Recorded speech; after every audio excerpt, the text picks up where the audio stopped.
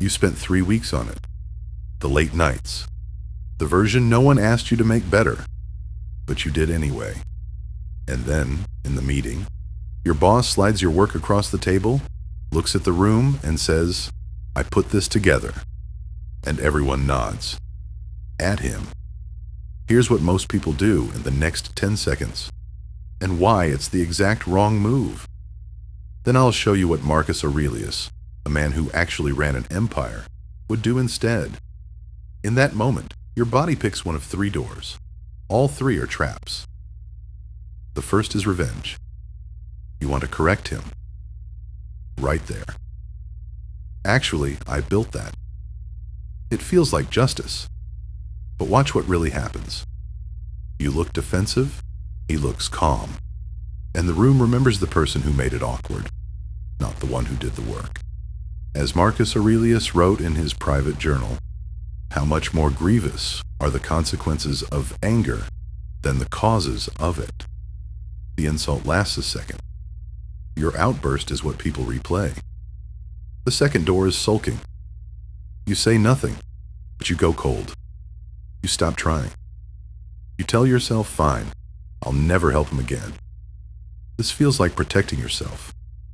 It isn't. You've just let one moment shrink your work.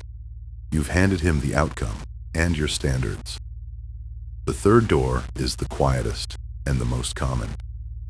People-pleasing. You laugh it off. You even nod along. You bury it so deep that 6 months later, you're still angry and you don't know why. Here's the thread connecting all 3. Every one of them hands your power to him. Your peace now depends on what your boss did. And that is exactly the trap the Stoics spent their lives learning to escape. 20 centuries ago, a man named Epictetus was born a slave. He had nothing he was allowed to control. Not his time, not his body, not his name.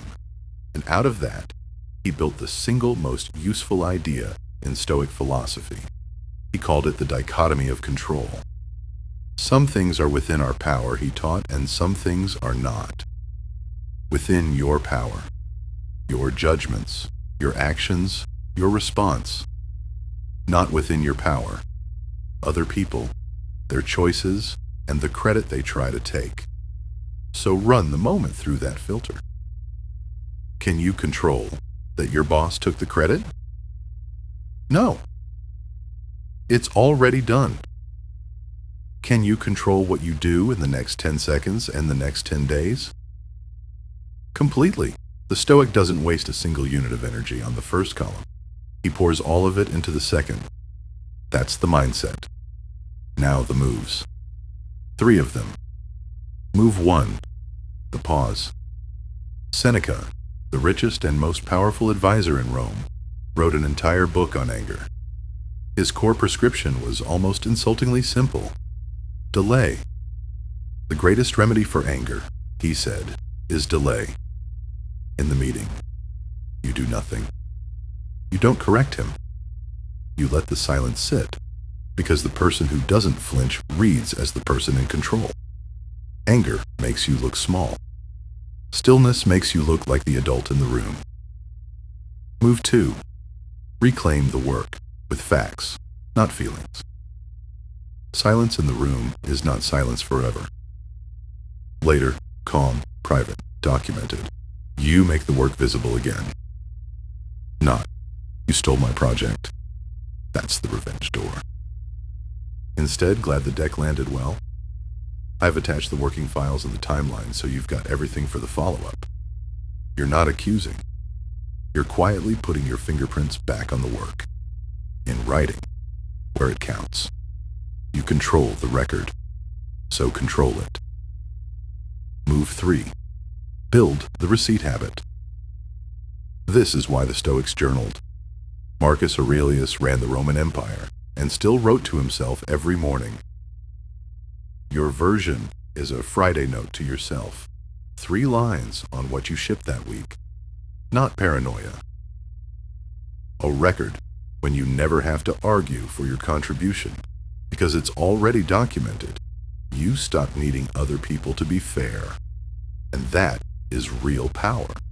Your reputation stops depending on one person's honesty. Because here's the deeper thing Marcus understood. He wrote, "The best revenge is not to be like your enemy."